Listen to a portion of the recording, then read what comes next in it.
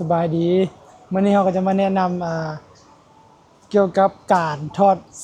เซอร์วิสปลั๊กของรถ LAFO ก่อนอื่นเมื่อเราก็ต้องได้มาเปิดฝาท้ายก่อนเพราะว่าเซอร์วิสปลั๊กมันจะอยู่ด้านหลังของรถเปิดตัวนี้แล้วก็ขั้นต่อไปเราก็ต้องได้เปิดตัวนี้ออกแล้วก็เขาจะดึงกบตัวนี้ออกก่อนมันจะมี2บอลจับบอลที่1บอลนี้บอลที่2บอลนี้วิธีดึงตัวนี้ออกแบบนี้เลยแล้วมันจะมีแบตเตอรี่อยู่นี่แบตเตอรี่12โวลต์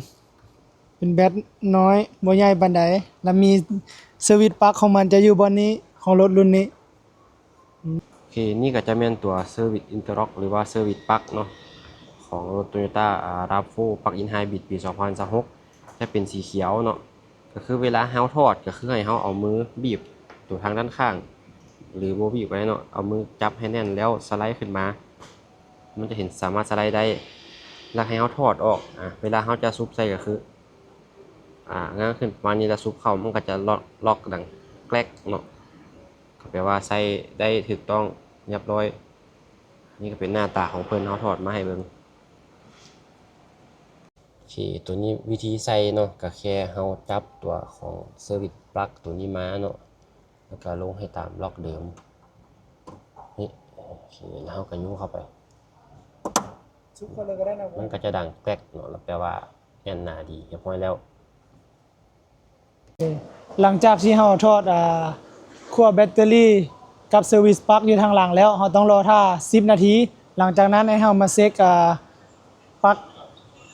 อินเวอร์เตอร์อยู่ในห้องเครื่องเราจะมีการกดเช็ค0 โวลต์เราจะมีการกด0 โวลต์อยู่ปลั๊กอินเวอร์เตอร์นี้เขาตำแหน่งมันจะอยู่ในนี้ต้องได้มาทอดตัวนี้ออกก่อนอันน็อต2ตัวนี้ออกแล้วทอดตัวนี้เพราะว่าปลั๊กอินเวอร์เตอร์มันจะอยู่บนตำแหน่งนี้มันจะมีขั้วบวกขั้วลบ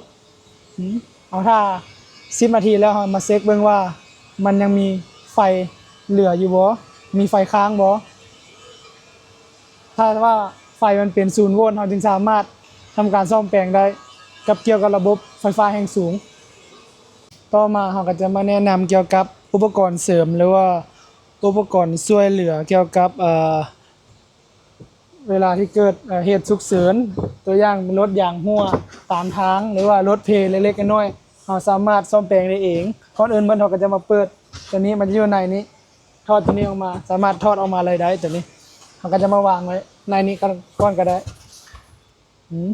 มันก็จะมียางสกัวแล้วก็มีแจ็คสแตนเอาไว้ค้ำรถเวลาเปลี่ยนยางแล้วก็มีซุดกระเจตัวนี้ซุดบล็อกกระเจเวลาหันเปลี่ยนล้อแล้วก็ยังมีซุดกระเจตัวนี้อีกมีประกอบมีกระเจ